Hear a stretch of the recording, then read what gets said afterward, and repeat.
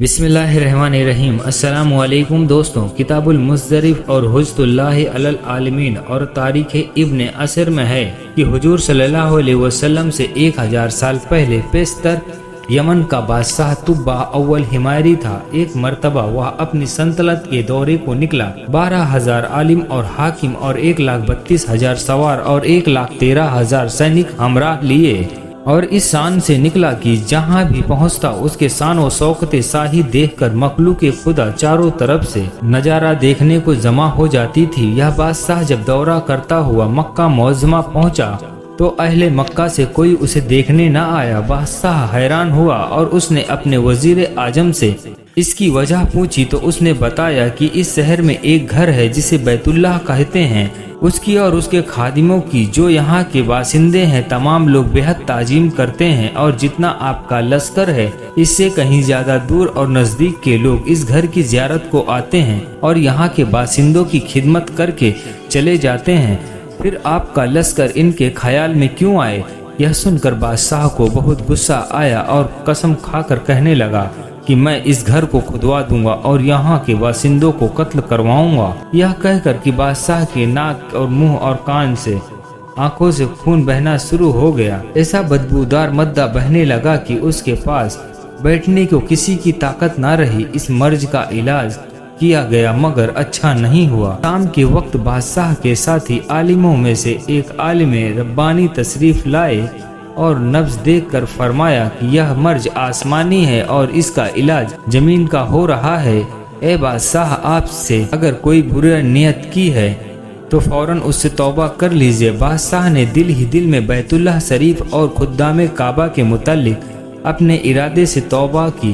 तौबा करते ही उसका यह खून और मद्दा बहना बंद हो गया और फिर सेहत की खुशी में उसने बैतुल्लाह शरीफ को रेशमी गिलाफ चढ़ाया और शहर के हर बासिंदे को 7-7 अस्तरफियाँ और 7-7 रेशमी जोड़े नज़्म किए।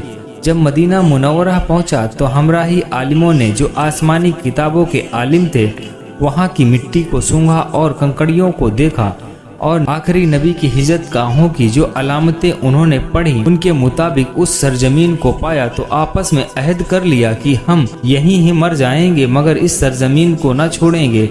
अगर हमारी किस्मत ने साथ दिया तो कभी न कभी जब आखिरी नबी यहाँ तशरीफ लाएंगे तो हमें भी निजारत का सर्फ हासिल होगा, वरना हमारी कब्रों पर तो जरूर ही कभी न कभी उनकी जूतियों की मुकद्दस खाक उड़कर पड़ ही जाएगी जो हमारी निजात के लिए काफी है।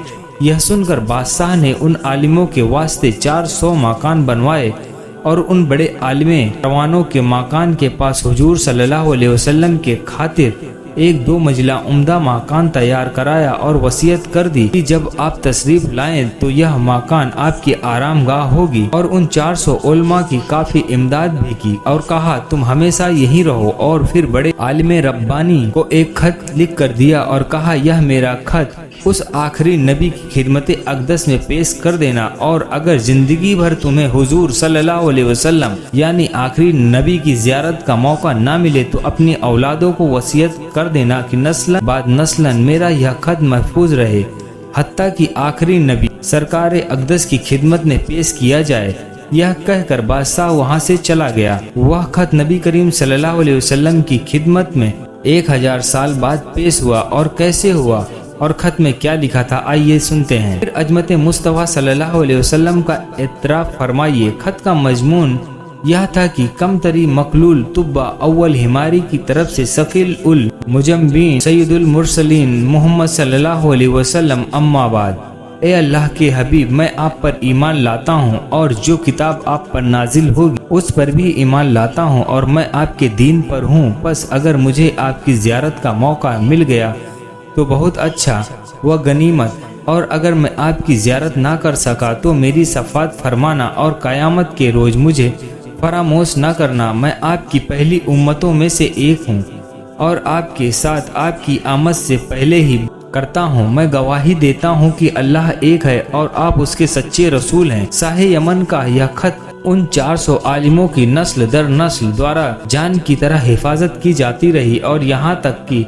हत्ता 1000 साल का वक्त गुजर गया और उन आलिमों की औलाद इस कसरत से कई गुना بڑھی کہ مدینے کی آبادی میں کئی گنا اضافہ ہو گیا، اور یہ خط دست بدست وصیت کے اس بڑے عالم ربانی کی اولاد میں سے ایک حضرت ابو ایوب انصاری رضی اللہ تعالی عنہ کے پاس پہنچا، اور آپ نے وہ خط غلام خاص ابو لیلہ کی حفاظت میں رکھا۔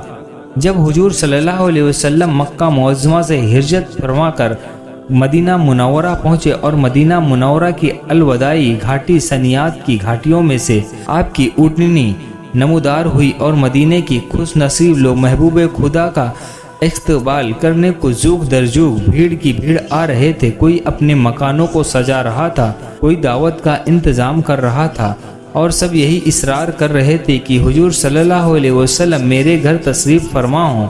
حضور صلی اللہ علیہ وسلم نے فرمایا کہ میری اونٹنی کی نکیل چھوڑ دو، جس گھر میں یہ ٹھہرے گی اور بیٹھ جائے گی وہی میری قیام گاہ رہنے کی جگہ ہوگی۔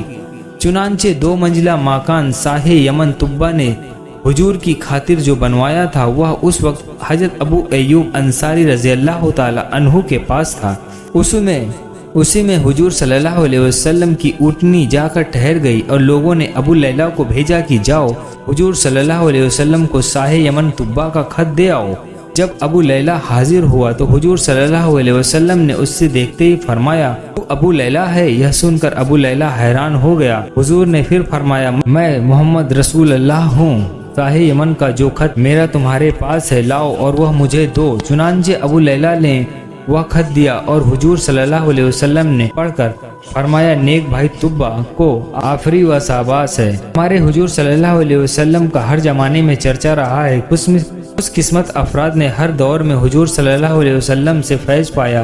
ہمارے حضور صلی اللہ علیہ وسلم اللہ کے فضل سے اگلی پچھلی تمام باتیں جانتے ہیں۔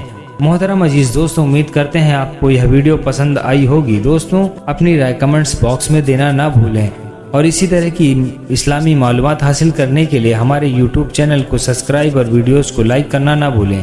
ملتے ہیں اگلے ویڈیو میں، تب تک کے لیے اللہ حافظ۔